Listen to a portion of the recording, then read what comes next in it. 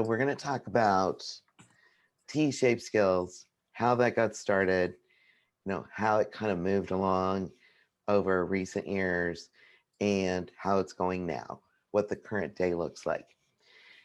We'll talk about building great teams, different skill types, finding hidden talents, and what success looks like. Then we'll talk about leveling up a bit. Who are those polymaths that we talked about um, in the material, the course description, and then wrap up, and then, of course, the questions section. So that's what we're going to cover.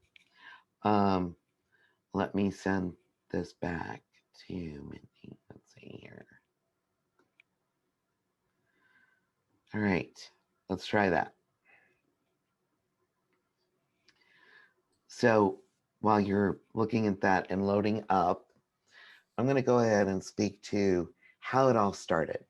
So basically, around 1981, McKinsey and Company internally started using the phrase terminology T-shaped skills. They were trying to describe, who's that perfect employee? Who is it that somebody that we want to embrace and, have them be a part of our company and culture? And they were looking at people who might have been generalists and figuring out how can we maximize skill sets. And then in 1991, David Guest officially coined the phrase in an article, "The Hunt is on for the Renaissance man," sorry, but it does say man, person of computing, written for The Independent. And that began to build interest. So that's, 91. Then from there,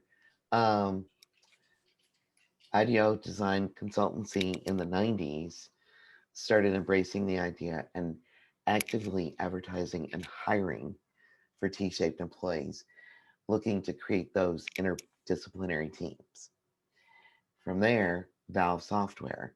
And I'm going to ask at this point, how many people are familiar with Valve Software in chat or voice?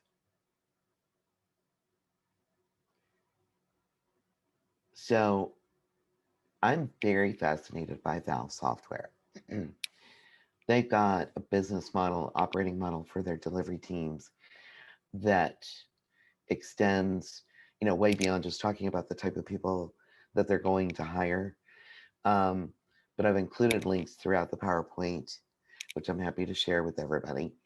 And in their handbook on page 46, they talk about hiring T-shaped people. And Valve Software has a very innovative approach. They're a gaming company. So when you look at that link, look at, so if you want to scroll to catch up, if you look for the laptop image,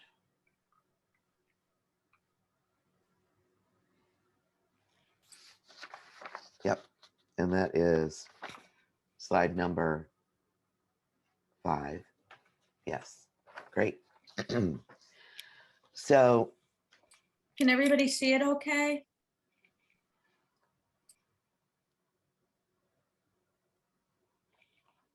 Can anybody not see it? Let's put it that way.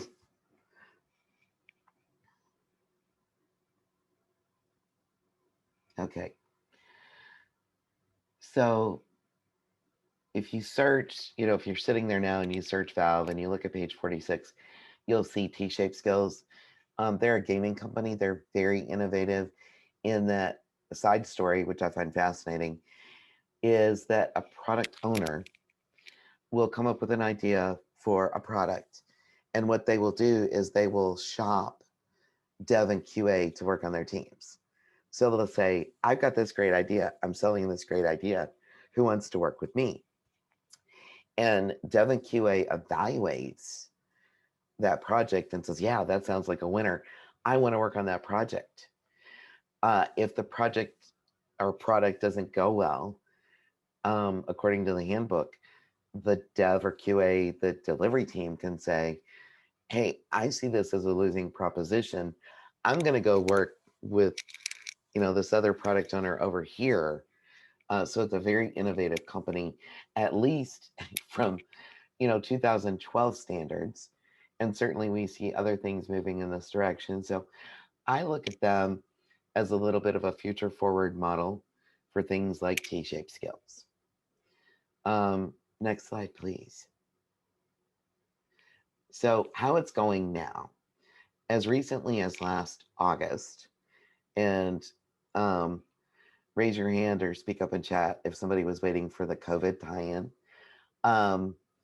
But the COVID-19 crisis has only made kind of the skills gap more urgent, because we've got a lot of companies out there looking for people. They can't find people, or they say they can't find people. And then they're looking for people to be broader focused. So that's why this topic was important and is important again. They say anything that's old is new again. So here we are. Can you move to the next slide, please? So if anybody has studied, closely on the Scrum Guide, Scrum has talked about cross-functional for a while. Once again, it appears in the Scrum Guide, page 5, that cross-functional, meaning that members have all the skills necessary to create, value each sprint. Who's worked on a team where you have developers and QA, but certain expertise like DBA lives outside the team, and you have to reach in, bring those people into the team? You know who you are. And so as we move forward, is there a way to foster cross-functionality? Next slide.